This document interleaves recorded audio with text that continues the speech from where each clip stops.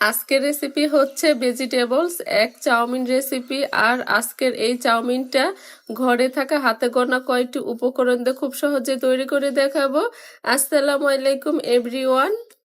চাউমিনটাকে সিদ্ধ করার জন্য এখানে আমি আগে থেকে একটা হাঁড়িতে পরিমাণ মতো পানি ফোটাতে বসিয়ে দিয়েছি অল্প পরিমাণে একটু লবণ এবং অল্প পরিমাণে একটু তেল। তেলটা দিলে আর চাউমিনটা একটার গায়ে একটা লেগে যাবে না। যখন পানিটা ফুটে আসবে তখন সম্পূর্ণ চাউমিনটি আমি এখানে দিয়ে দিচ্ছি। আপনারা বাসায় যে চাউমিনটা রান্না করবেন তার গায়ে কিন্তু কুক প্রসেসিংটা লেখা থাকে, সে অনুযায়ী কিন্তু চাউমিনটাকে সিদ্ধ করে নিতে হবে। চাউমিনটাকে ভালোভাবে মিক্স করে নিচ্ছি আর আমার কাছে মনে হচ্ছে চাউমিনটা কুক হয়ে গিয়েছে। এ পর্যায়ে এটাকে চুলা থেকে নামিয়ে নিব। আর আরেকটি হাঁড়ি বসিয়ে দিয়ে দিচ্ছি পরিমাণ মতো রেগুলার রান্না করার তেল। ফুলকপি আর গাজর দিয়ে আজকে চাউমিনটাকে আমি রান্না করব, তাই প্রথমেই ফুলকপি এবং গাজরটাকে তেলের মধ্যে ভেজে নিচ্ছি। দিয়ে দিচ্ছি অল্প পরিমাণে লবণ।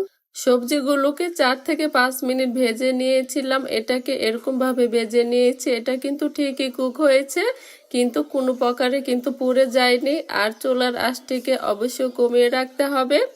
সবজিগুলোকে উঠিয়ে এবার দিয়ে দিচ্ছি পেঁয়াজ, কাঁচামরিচ কুচি। ঝালটা কিন্তু আপনারা আপনাদের টেস্ট অনুযায়ী এখানে অ্যাড করে দিবেন। পরিমাণ মতো তেল। এগুলোকে হালকা একটু বাদামি কালার করে ভেজে দিয়ে দিচ্ছি ডিম। আর এখানে আমি 4টি ডিম ভালোভাবে ফেটিয়ে নিয়েছি। ডিমগুলোকে দিয়ে সাথে সাথেই কিন্তু নেড়ে চেড়ে দিতে হবে, তা না হলে কিন্তু বড় বড় দলা বেঁধে যাবে। ডিমটাকে দিয়ে কিছুক্ষণ ডিমটাকে তেলের মধ্যে ভেজে নিয়েছিলাম। এবার অ্যাড করে দিচ্ছি চাউমিন। যখন চাউমিনটাকে আমি সিদ্ধ করে নামিয়ে নিয়েছিলাম তখন কিন্তু সাথে সাথে চাউমিনটাকে ঠান্ডা পানি দিয়ে ধুয়ে নিয়েছি।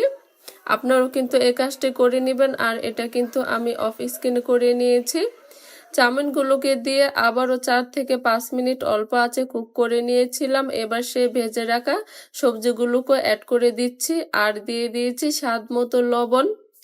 চাউমিনটা চুলা থেকে নামানোর আগে যে মশলাটা ছিল চাউমিনের সাথে, সে মশলাটাকে দিয়ে দিচ্ছি। আপনারা চাইলে কিন্তু এখানে টমেটো সসও দিতে পারেন। আমি যখন চাউমিনটা রান্না করেছিলাম তখন আমার হাতের কাছে সস ছিল না, তাই আমি দিতে পারিনি। আর সুন্দর একটি লুক আনার জন্য এখানে আমি অ্যাড করে দিচ্ছি পেঁয়াজের কলি। আপনারা এটা চাইলে দিতেও পারেন বা স্কিপও করতে পারেন। পেঁয়াজের কলিটাকে দিয়ে আর বেশিক্ষণ রাখবো না, 1 থেকে 2 মিনিট ভালোভাবে নেড়ে চেড়ে চুলা থেকে নামিয়ে নেব। এরই মাঝে তৈরি হয়ে গেল ভেজিটেবলস এক চাউমিন রেসিপি। এটা অল্প উপকরণও হলেও কিন্তু খেতে অনেক টেস্টি হয়েছিল। রেসিপিটি কিন্তু আপনারা বাসায় ট্রাই করতে পারেন। আজকের রেসিপি এই পর্যন্তই ছিল।